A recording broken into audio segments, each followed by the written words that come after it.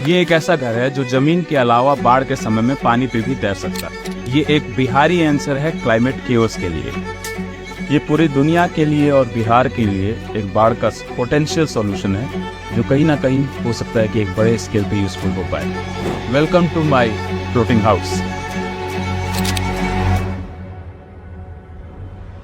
हे everyone, अभी हम हैं रामरेखा घाट पे और पीछे आप लोगों को दिख रहा होगा फ्लोटिंग हाउस, जिसके बारे में आप लोग सुने होंगे, जानते होंगे, बहुत लोग नहीं भी जानते होंगे।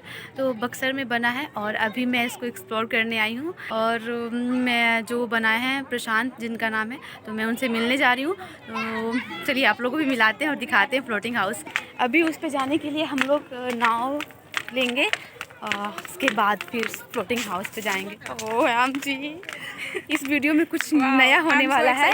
हाँ, ये मैं ज़्यादा एक्साइटेड है। कुछ नया होने वाला है, कुछ खास होने वाला है, तो बने रहिए आप लोग मेरे ब्लॉग में, कंटिन्यू।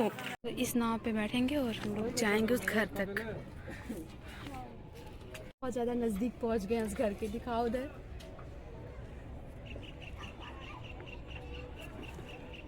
बहुत ही नज़दीक पहुंच गए और बहुत ज़्यादा एक्साइटेड है और घबराहट भी हो रही है मुझे। सो हम लोग यहाँ पे फ्लोटिंग हाउस पे पहुंच गए हैं और अभी चलते हैं बात करने। जो यहाँ के ऑनर है प्रशांत जी, उनसे बात करेंगे और हमको बात कराएंगे और वो हम लोग को एक्सप्लोर करवाएंगे पूरा फ्लोटिंग हाउस। काफ़ी बेहतरीन है भाई, बहुत ज़्यादा। Hello welcome. पहली लड़कियां जो जर्नलिस्ट की तरह यहाँ आकर के और मीडिया का काम कर रही हैं, बहुत बहुत मुबारक, वेरी वेरी वेलकम। तो आपने ये मतलब कैसे सोचा, और यहाँ पे मतलब ये आपका पहला है ये जो बनाया है या फिर कभी और बना भी चुके हैं?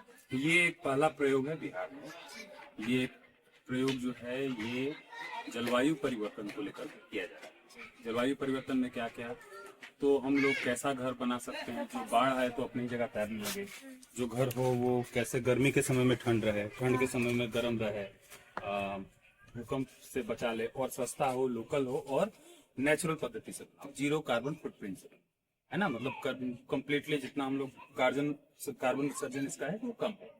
तो इसको बनाने के लिए इसका जो मेन रीजन है, वो बिहार में बनाने के लिए जो मेन रीजन है वो है बाढ़ और क्लाइमेट चेंज। हम लोग क्योंकि एक ऐसे स्टेट में है जहाँ पर क्लाइमेट चेंज के चलते जो सबसे ज्यादा अफेक्टेड एरिया है वो बिहार है ना। तो ये एक रीजन हो गया। और ये मतलब बारिश से कोई इफेक्ट नहीं पड़ सकता? इसको हम लोग टेस्ट कर लिए। इसका प्लास्टर जो है इसको क्रिएट हम लोग किए हैं बहुत सारे अलग अलग मिश्रण डाल करके, जैसे गोबर है, धान की भूसी है, चूना है ना, मिट्टी है। तो वो जो मिश्रण है उसको ही तैयार करने में ज्यादा समय लगा। उसको हम लोग 3-4 साल से आराम में कर रहे थे उसके काम। तो वो रेडी हो गया, फिर उसकी टेस्टिंग हुई। चारों दीवार पे फॉर एग्जाम्पल हम लोगों ने अलग अलग रेसिपी ट्राई किया था। और फिर जब बारिश हुई, इस बार का जो बारिश था उसमें ये झेलता रहा और फिर 3-4 प्लास्टर गिर गए, एक रह गया। तो समझ में आया कि कौन सा वाला रेसिपी काम कर रहा है, फिर उस पर बिल्ड किए और काम किए। इस तरह से अब हम लोगों ने जो फाइंड किया है ये बारिश से खराब नहीं होगा। इसको बनाने में कितना कॉस्ट लगा होगा? इसको हम लोगों ने ये रिसर्च बेस्ड था। इसको हम लोगों ने 6 लाख का बजट रखा है कि ये घर जो है जब किसी को बनाना हो तो वो 6 लाख रुपए में इसको बना सकता है। अब मतलब आप ये बक्सर में बनाने का आप सोचे ऐसा? मैं आरा का रहने वाला हूँ, है ना, और मैं जगह खोज रहा था कि कौन सी जगह उपयुक्त है इसके लिए, पटना भी, आरा भी और बक्सर भी। तो फिर लास्ट में संयोग ऐसा था, बक्सर ने मुझे यहाँ बुला लिया। यहाँ की एनर्जी अच्छी थी, लोग यहाँ के काफी सपोर्टिव थे, यूथ जो थे वो सपोर्टिव थे, जो डीएम है यहाँ के, एडीएम है, सर लोग सारे गवर्नमेंट टू बी ऑफिशियल्स जो थे उनका भी बहुत सपोर्ट रहा, इसलिए इसको बक्सर में किया। बहुत अच्छा लगा कि बक्सर में कुछ नया हुआ देखने को मिला। तो पहले आप एक्सप्लोर करा दीजिए क्या क्या है। देखो, इसमें ये हम लोगों का किचन है। ये किचन है तैयार इसलिए नहीं क्योंकि थोड़ा थोड़ा काम अभी भी चल रहा है। जिस दिन हो जाएगा उस दिन नीट एंड क्लीन जो दिखता है जैसे ना कैमरा पे वैसा बना देंगे। अभी हाँ काम चल ही रहा है थोड़ा। तो ये हो गया किचन हम लोगों का, है ना। प्लस यहाँ पे एक बेड दिए हुए हैं, तो जैसे किसी को रुकना है तो यहाँ एक और बेड हम लोग डालेंगे जो फोल्डेबल होगा। मटेरियल जो है सब कुछ नेचुरल है, कलर भी नेचुरल है। तो दीवार पे जो कलर दिख रहा है ये भी नेचुरल कलर से यूज किया गया है। जो फर्नीचर दिख रहा है ये जैसे फोल्ड हो जाएगा नीचे, ये सब वेस्ट से बना हुआ है। ये सब हम लोग आरा में बनाते हैं। हमारा आरा में सेंटर ऑफ रेजिलियंस ऑर्गेनाइजेशन है, वहाँ पे रिवर्ट नाम की हमारी कंपनी है। तो हमारा काम है वेस्ट मटेरियल को प्रोडक्ट में डेवलप करना। ये जो है ये अपसाइकलिंग का एक एग्जांपल है। मतलब हम लोगों ने क्या किया कि एक वेस्ट मटेरियल को एक नया ऑब्जेक्ट में कन्वर्ट कर दिया, और ये प्रोडक्टिव ऑब्जेक्ट है। मतलब ये एक लैंप है। इसको लगा देने पे ये लाइट जलने लगेगा। इसी तरह डेकोरेशन की चीज़ें हैं। इसी तरह अगर आ रहा होगे तो वहाँ पे हम लोग के पास बहुत सारी चीज़ें हैं, 30-40 से ज़्यादा वेस्ट से बने हुए प्रोडक्ट आराम है। उसमें सेगमेंट भी है, जैसे लोहा का एक वेस्ट का एरिया हो गया, प्लास्टिक वेस्ट का एरिया हो गया, टायर वेस्ट का एरिया है ना, लकड़ी की वेस्ट एरिया है, क्लोथ्स है। तो हर पे धीरे धीरे धीरे हम लोग काम करना चाह रहे हैं कि जितने वेस्ट हैं समाज में, कबाड़ है, उसको हम लोग कैसे यूजफुल बना करके और अपॉर्चुनिटी डेवलप करें, जॉब डेवलप करें। कई महिलाएं हैं जो जैसे घर से बाहर नहीं जाना चाहती हैं, या उनको चाहिए कि वो जाना क्या नहीं चाहती, उनके पास रिस्पॉन्सिबिलिटी बहुत है कि वो नहीं जा सकती हैं, तो अपने घर पे ही बैठ करके सिलाई का काम करके वो बना सकती हैं।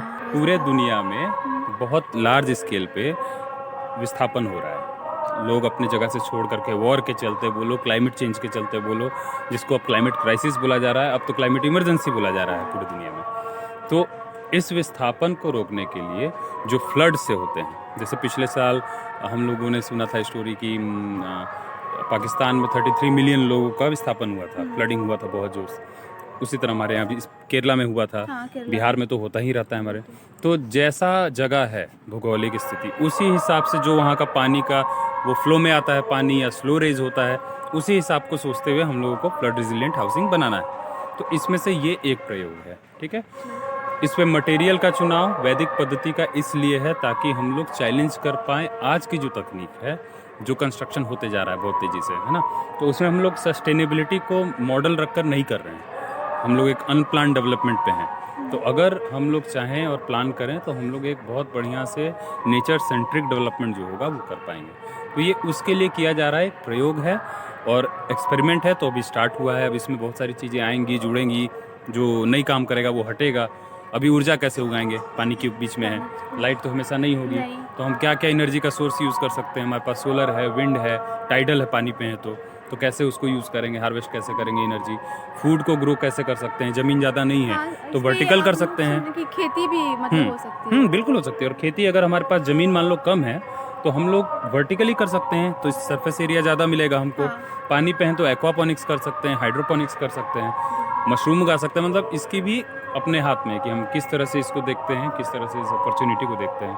उसके अलावा मान लो कि अगर कभी फ्लड का टाइम है, एनडीआरएफ की टीम को जाना है, बहुत डिस्टेंस पे कोई गांव है, तो वहाँ पे ये हॉस्पिटल बन के जा सकता है, गांव की कम्युनिटी को वहाँ जाके रह सकता है फ्लड के टाइम में, खाना बांटने के लिए हो सकता है। तो इसका ये एक आइडिया है, और आइडिया जो इमेजिनेशन वाला बंदा है या बंदी है वो अपने इमेजिनेशन को यूज़ करे इस पर और एक्सप्लोर करे कि क्या क्या और हो सकता है। मैं तो जब से हूँ यहाँ पे मुझे आइडियाज़ पे आइडियाज़ आए जा रहे हैं कि गंगा की सफाई पे इसका काम कैसे हो सकता है। जो हम लोग के पास ये इंडेंजर्ड स्पीशीज़ है हमारी, गैंगेटिक डॉल्फिन जो है, सोस बोलते हैं, उस पर काम कैसे हो सकता है। तो इसके एक्सप्लोर करने का कोई लिमिट नहीं है ना। तो यही है इसका मूल कॉन्सेप्ट। ये नेचर को देखते हुए और बिहार की ज्योग्राफिकल स्थिति को देखते हुए विस्थापन को रोकने के लिए किया जा रहा है एक प्रयोग। आप लोगों ने देखा मैं इतनी शांति से बात की, मुझे बात करके बहुत अच्छा लगा। तो अभी एक बार मैं दिखा देती हूँ फिर से वापस से आप लोगों को ये फ्लोटिंग हाउस।